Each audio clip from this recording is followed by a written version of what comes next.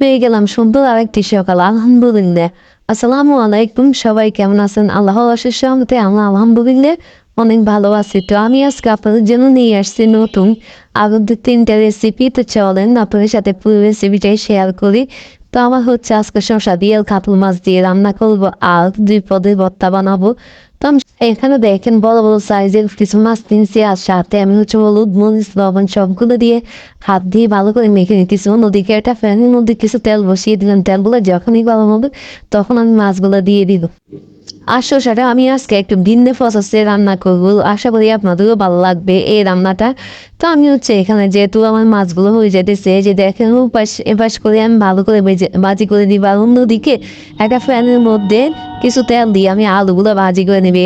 আলুগুলোই আমি আমার এই শসার মধ্যে দিব। তো এক এক করে আমি পাতিলের মধ্যে তেল, পেঁয়াজ, আদা, রসুন, তারপরে হচ্ছে আপনার এই হলুদ মরিচ আর পরিমাণ মতো লবণ দিয়ে ভালো করে কষিয়ে এগুলোর মধ্যে জলে পানি দিয়ে দিলাম।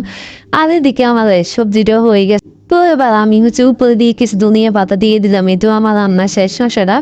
আর এদিকে হচ্ছে আমি কিছু আলু আগে থেকে সিদ্ধ করে নেওয়া। এই আলু ভর্তা তো আমার সবাই কম আর বেশ খাই, আমার অনেকের পছন্দ এই আলু ভর্তাটা। আর ডালের সাথে হলো তো এটা একদম জমে যায়, অনেক ভালো লাগে খেতে। তো আমার হচ্ছে এটার সাথে পেঁয়াজ মরিচ আর হচ্ছে লবণ দিয়ে ধনিয়া পাতা দিয়ে এ ভর্তাটা আর এই বরবটি ভর্তার জন্য আমি আলু, বরবটি আর কাঁচামরিচ দিয়ে ভালো করে সিদ্ধ করে নিয়েছিলাম আগে থেকে। তখন আমার ভিডিওটা করা হয় নাই, তখন কারণটা ছিল না। যাই হোক, তো আমি হচ্ছে এটার সাথে ধনিয়া পাতা দিয়ে ভালো করে শিলবাটা বেটে ভর্তাটা করে নিলাম। আর এদিকে হচ্ছে আমার মেহমান আসছিল, তো মেহমান কিছু আমার কলা আনছিল, তো এগুলো গোছাচ্ছিলাম। অন্যদিকে আমার যে হাতের কাজ ছিল ওগুলো সেরে ফেলাম, ওগুলো আর দেখানো হয় নাই। তো এভাবে আমার সারাদিন কাটলো। তো এদিকে হচ্ছে আমার খুব খিদে পাইছিল যে আমি কিছু খাইতে হবে এখন আমাকে। তো আমি কি করবো কিছুই বুঝতে পারতেছি না। ভাবলাম এখান থেকে একটা আম খাবো, তো না তখন আমার ছেলে বায়না করলো যে ও ভাজি মাছ খাবে, ও তো খাবে না আর শসাও খাবে না। তো আমি কি করলাম, ওর জন্য গ্রেট করে কিছু মাছ ভাজি করলাম। আমি জানি সব মায়েরা এমন, আর বাচ্চা বানা করলে কোনো কিছু খাইতে বললে মারা পারে না নিজের জীবন দিয়ে দিতে, আর মা না খাইলে তখন বাচ্চাকে খাওয়াতে ইচ্ছা করে।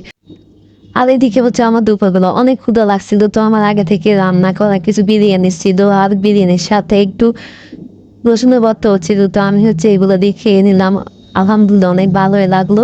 তো অন্যদিকে আমার আগে কিছু ধনিয়া পাতা আনে রাখছিলাম, এক মামা অনেক সস্তা দামে বিক্রি করছে, আমি আধা কেজি নিয়ে আসছি। তো এখানে হচ্ছে আমি যেহেতু অনেকদিন রাখবো সেই জন্য হচ্ছে ভালো করে পানিগুলো একটা জাগে দিয়ে ফেলে দিতেছি, আর ফসা যে পাতাগুলো ওগুলো ফেলে দিতেছি। ভালো করে এগুলো শুকিয়ে ফ্রিজে রাখবো, অনেক দিন থাকে এভাবে ধনিয়া পাতা রাখলে।